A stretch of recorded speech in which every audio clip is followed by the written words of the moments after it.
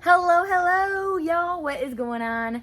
So if you haven't seen the removal video for the rear axle shafts of this Gladiator, then go check out that video if you want to learn how to remove them, because in this video, I'm going to be showing y'all how to install them. So within this video, we'll be kind of going over how to press on bearings and such like that with your Yukon kit that you get. So some kits come pre-assembled. If you are that lucky person that got a pre-assembled kit, yay, you can just slap them boogers right in. But if you are like me and did not have the luxury of having that, then I will be showing you basically how to do that. So first things first, I have the old ones out. They're just chilling right here. So those are the old ones right there, sorry.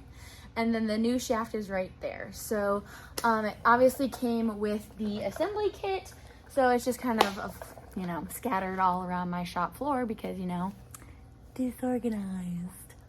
But I'll be basically showing you guys how to make a complete shaft to make it look like this one.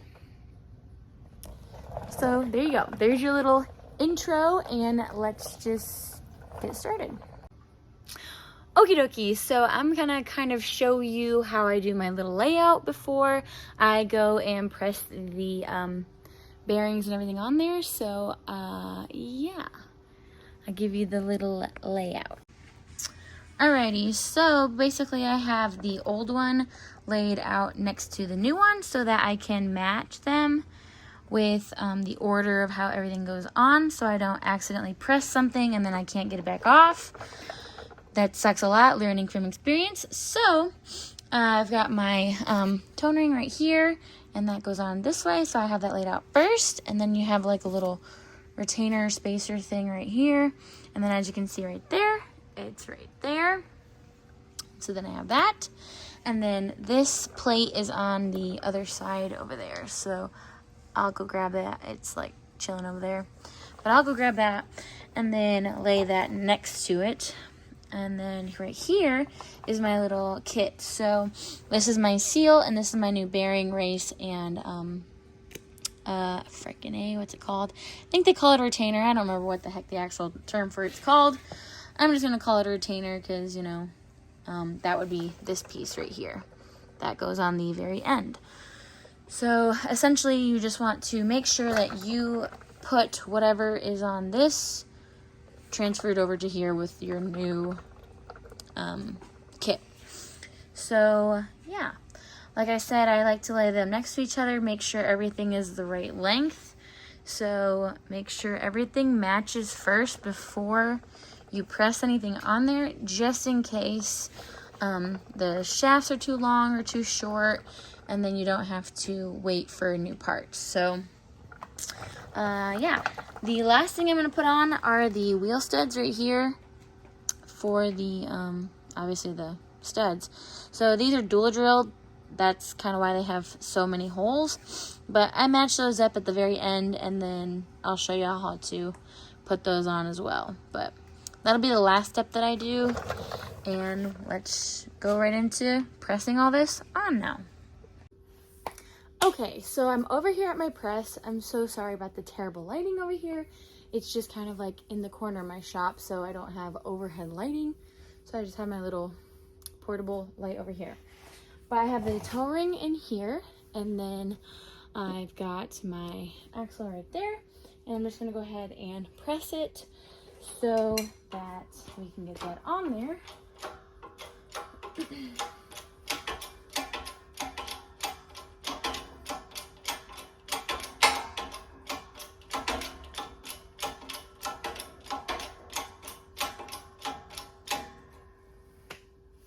And you just kind of press to the same distance that the OEM one was at, so you don't want to have it flush or anything like that.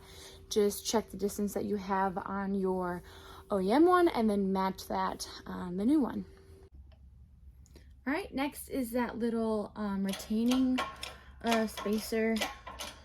Just kind of it's very easy to go on. Just want to kind of make sure that you've got enough room and to stop where you need to stop.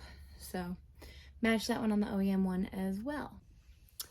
Okay, so now we have our little retainer up here, squished right there. We've got our new 4-bolt axle thing that I can't think of what the frick the name is at the moment. But now we're gonna put our seal in. So this little like squishy side is gonna go up and over first so that this will sit around right here. So the collar that is around here is actually gonna sit right there. So we're gonna put that on now. Feed it up through the bottom. And then we're gonna shimmy it out. Shimmy, shimmy, Cocoa Pop.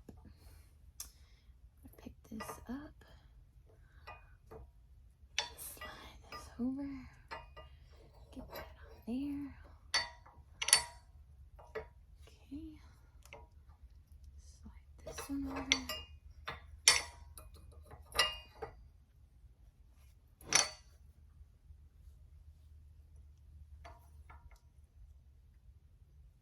Get that started and shoved up in there. So as you can kind of tell, it's not that really that hard to actually put in there. It's fairly easy to just press on right there. Once I have that in, just kind of get that in place, and then you have your seal on, just like that. And now you are ready for the bearing. So now you've got your bearing on this side that we're gonna go ahead and open. Okay, so these come pre-greased. The lighting really sucks over here, I'm very sorry. But it already comes pre-greased. And then the race is right there with it. So we're gonna press it on just like this. I'm gonna leave the race on there for now because there's really no reason to take it off yet. But that is what is next to go on. Feed it up through the bottom. And then kind of get it set up on my press over here. Okay.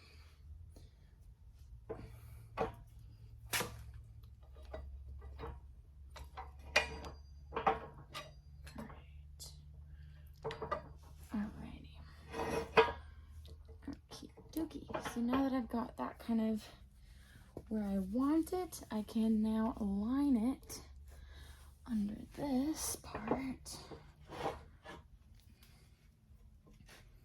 Centered. Okay, make sure it's on there nice and straight, and start.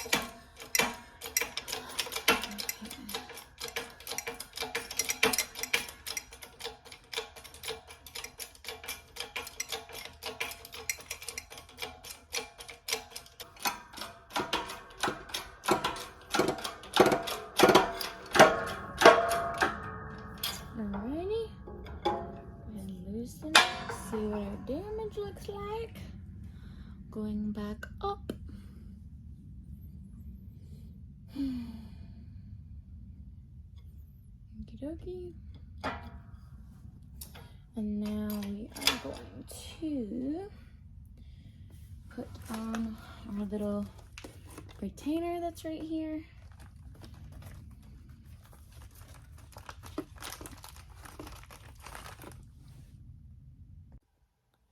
Okay, so our final step we have is this little retainer right here. So once we get that pressed on there, then we are good to go.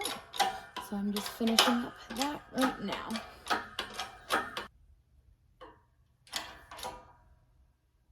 Okay. And there you have it, folks. You now have your tone ring. You have your little spacer thing that they have for this stop. You've got your retainer here. You've got your seal, that's right here. Your bearing underneath this race. So when we put the axle in, that race will seat inside of that housing.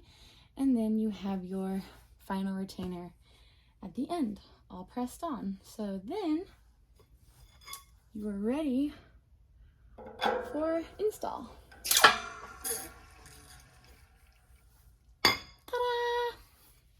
Okay, so now that we have everything pressed right here, all we have left to do is put in the wheel studs. So when you're pulling these through, make sure that you use a lug that will fit, obviously, and then you're just going to actually just suck these through with a impact. So that's how I got the rest of them on. Make sure that you put them in the correct holes. So what I did was I lined it up with the rotor over it, so I knew exactly which holes that I needed to go through, and then you're just gonna suck those down with a lug nut.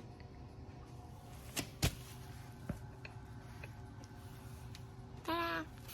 And then if this doesn't have one that goes all the way through, use large washers or something like that to make up for the length.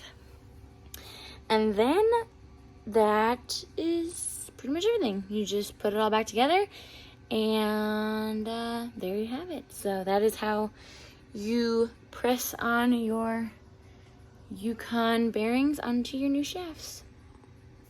Y'all have fun. Go wheeling. Ah.